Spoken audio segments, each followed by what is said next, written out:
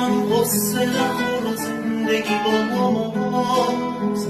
اگه باختیم امروز و فردا که برجاست، توی این شب سیاه دل گرفته نگاه کن خورشیدی از اون دورا پیداست.